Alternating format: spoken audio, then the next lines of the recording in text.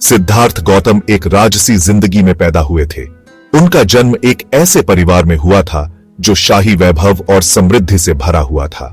उनके पिता राजा शुद्धोधन शाक्य लोगों पर राज करते थे। वे एक शक्तिशाली और सम्मानित राजा थे। उनका राज्य आज के नेपाल में था। यह एक सुंदर और समृद्ध क्षेत्र था। सिद्धार्थ महल की दीवारों के भीतर रहते थे। महल का वातावरण अत्यंत भव्य और सुरक्षित था। उन्हें दुनिया की कठोर सच्चाइयों से दूर रखा गया था। उनके जीवन में कोई भी कष्ट या दुख नहीं था। युवा राजकुमार के पास हर तरह की सुख सुविधा और ऐशो आराम था। उनके पास हर वह चीज थी जो एक व्यक्ति की कल्पना कर सकता है। खूबसूरत नर्तक और संगीतकार उनका मनोरंजन करते थे। महल में हमेशा उत्सव और आनंद का माहौल रहता था। वे बढ़िया कपड़े पहनते और स्वादिष्ट खाना खाते थे। उनके लिए हर दिन एक नया अनुभव होता था। उन्होंने यशोधरा नाम की एक राजकुमारी से शादी की। यह विवाह बहुत धूमधाम से संपन्न हुआ था। उनके एक बेटा हुआ, राहुल। उनके परिवार में खुशी और समृद्धि थी। इन सब के बावजूद सिद्धार्थ को एक अजीब सी खालीपन की भावना महसूस होती थी। यह भावना उन्हें अक्सर परेशान करती थी। वे जानते थे कि महल की दीवारों के बाहर दुहक है। उन्होंने सुना था कि लोग कष्ट और पीड़ा में जी रहे हैं, फिर भी उन्हें इससे बचाकर रखा गया था। उनके पिता ने उन्हें महल के बाहर जाने से रोका था। यह बात उन्हें परेशान करती थी।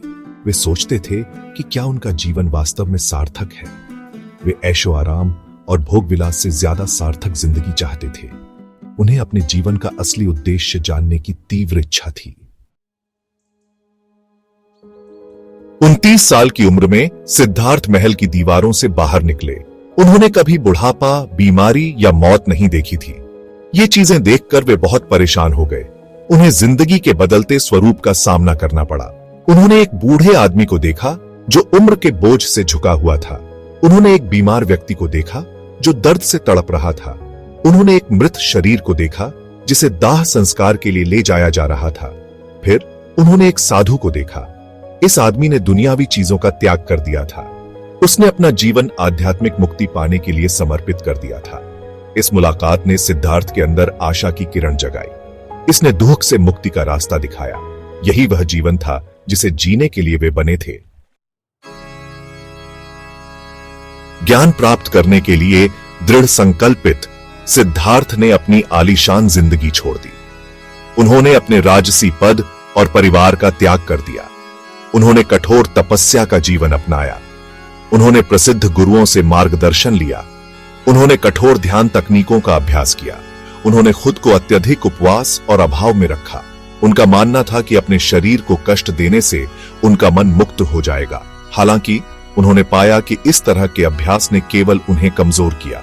वे उन्हें ज्ञान के करीब नहीं लाए। उन्होंने महसूस किया कि यह कठोर रास्ता टिकाऊ नहीं था। यह सच्ची मुक्ति के लिए अनुकूल नहीं था।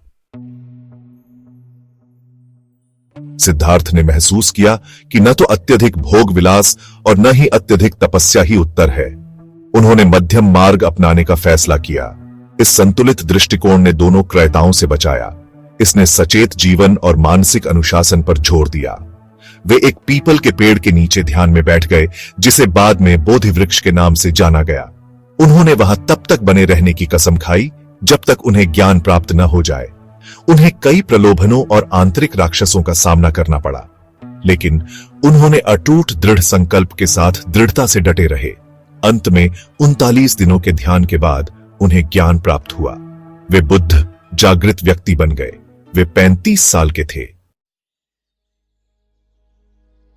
बुद्ध का पहला उपदेश सारनाथ के एक हिरण पार्क में हुआ। यह वह स्थान था जहां उन्होंने अपने ज्ञान की रोशनी को दुनिया के सामने प्रकट किया। उन्होंने अपना नया ज्ञान 5 पूर्व साथियों के साथ साझा किया। ये वे साथी थे जिन्होंने उनके साथ कठोर तपस्या की थी।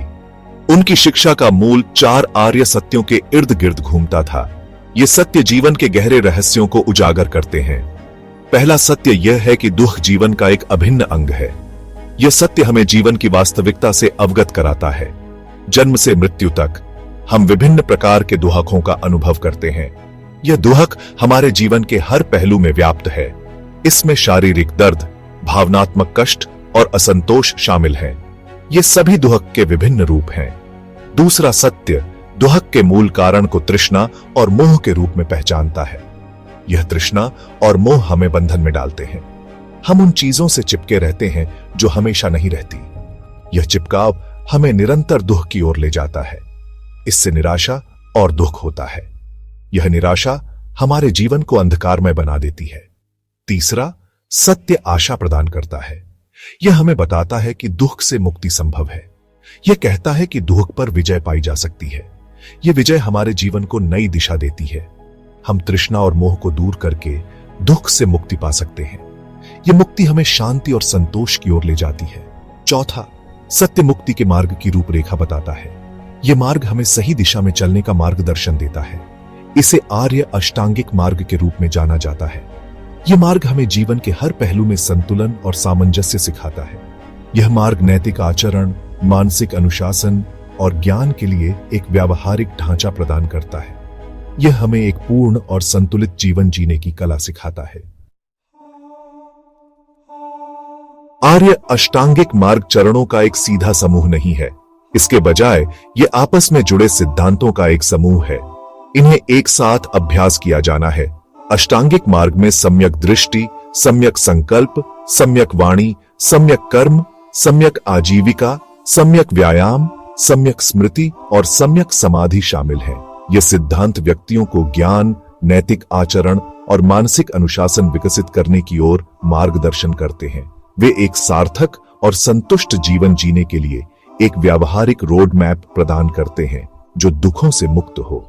अष्टांगिक मार्ग का पालन करके व्यक्ति धीरे धीरे अपने मन को शुद्ध कर सकते हैं, करुणा और अंतर्दृष्टि विकसित कर सकते हैं और अंततः ज्ञान प्राप्त कर सकते हैं। अपने ज्ञान प्राप्ति के बाद बुद्ध ने अगले 45 साल पूरे भारत में यात्रा करते हुए बिताए। उन्होंने न केवल प्रमुख शहरों का दौरा किया, बल्कि छोटे छोटे गांवों में भी गए, जहां उन्होंने लोगों को अपने जीवन के अनुभवों और ज्ञान से अवगत कराया।